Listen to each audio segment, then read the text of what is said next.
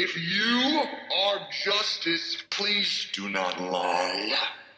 What is the price for your blind eye? This is all an experiment in the movie. The idea is that we're in year 2. It's the Gotham experiment. It's a criminological experiment. He's trying to figure out sort of what he can do that can finally change this place. And in our story, as he's in that mode, that's where you meet him and you see that he is charting what he's doing and he's seeing that he's not having any of the effect that he wants to have yet. And that is when the murders start to happen. And then the murders begin to describe sort of the history of Gotham in a way that only reinforces what he knows about Gotham, but it opens up a whole new world of corruption that went much farther. But as that story starts to come out, without being an origin tale for him, it ends up being something that touches on his origins.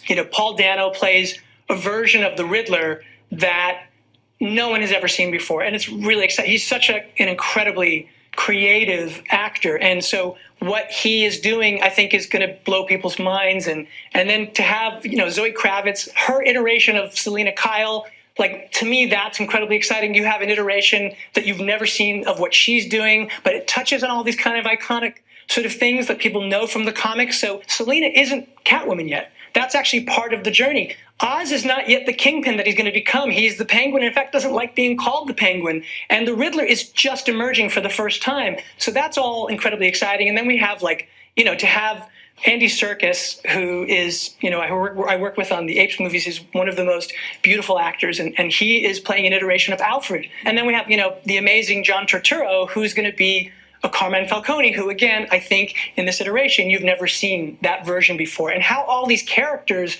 connect, I think, for me, was one of the challenges, but also exciting things about the creation of the story, which is that in going on this sort of desire to solve, or the urge and the compulsion to solve this series of crimes, you touch on all of these iterations of the beginnings of these characters, so that the whole movie is it's like a snowball rolling. You can just feel the momentum building and building, and that's the attempt. To what extent were stars able to implement their own influence within the design? Rob had a very important part in designing the suit, in that he had to be able to wear it, he had to be able to fight in it. And one of the things about this bat suit is that it's very practical. The whole idea is that he's made it himself, and so we needed to be able to sort of see how it would fit on him in these ways that he could move, but also looked like it was something that was still evolving. And even the idea of the story, he's in year 2, so he's been wearing it. So he goes every night looking for trouble. So you look at his cowl and you can actually see there are gashes in it. And all of that detail was an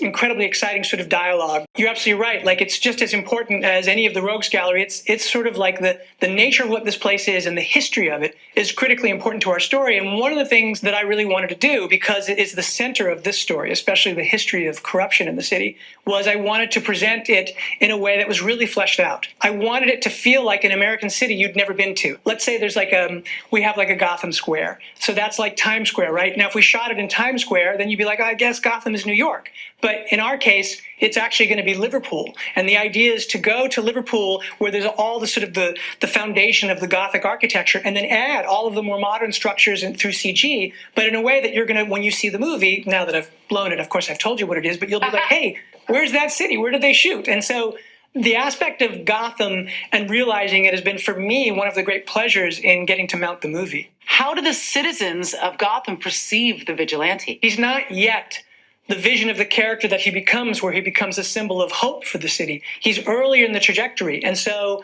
they're afraid of him, frankly. He's kind of a growing legend. I think there are some people who are wondering, does he exist? How exactly does he exist? And that legend is building day by day, and has been since he made his first appearance about 1.5 years ago, as we were in year 2. I mean, the thing about Robert Pattinson is he's an incredible actor. I feel like the work that he's done in the last, 6 years has been incredible. A friend of mine made a movie called Lost City of Z, and Rob appeared in that movie, and I was like, who is that guy? He had just such charisma, and Rob in the movie has this incredible beard, and you're like, who is that? And it's Rob, and Rob in The Rover, and Rob in Good Time. He is like a chameleon, and he's just such a gifted actor, and he's been working on his craft in this really incredible way.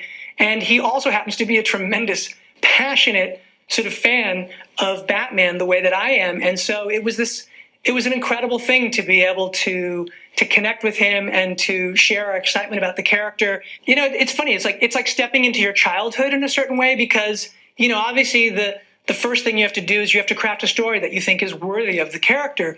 But then once you've done that and it becomes like, oh yeah, we're making this movie, one of the things you have to do is you have to design a bat suit. You have to design a Batmobile. You have to have a bat cave. You have to have bat bikes, all of the things that he's going to have. While I'm writing, I actually already have a production designer on. And so he would be sending, as I'm writing scenes, I might send stuff to James, and he's like, oh, well, what about this for a bat cave? And so, yes, we had to build a set for it. But I think it's an incredibly original and different set. I think it's going to be really fun for the audience to discover what version of exactly this bat cave is going to be. The Batmobile and the bat suit, they took a long time. Glenn came on quite early, and we worked in the designing of it, again, as I was writing, and the idea of him being able to fight in it. And so they started illustrating, and I'd say we spent easily a year to do the bat suit and then to get into the Batmobile. And that, of course, that part's a dream. You start, the idea of getting to do your own version of the Batmobile is like, you're just kind of like, it's been an incredible sort of gift to be able to do that. The other things that are from the earlier history of the comics, like him being the world's greatest detective and how he got there, those things have been touched on, but I don't know that they've been as central to the plot as they are in this particular Batman. So there's a lot of things I hope that will be totally different. For me, a lot of movies like Chinatown was a key one, because Chinatown, Jake Gittes, in investigating that sort of the series of crimes that were part of that story, he discovers the depth of corruption in Los Angeles. And so in that way, it's like a classic noir.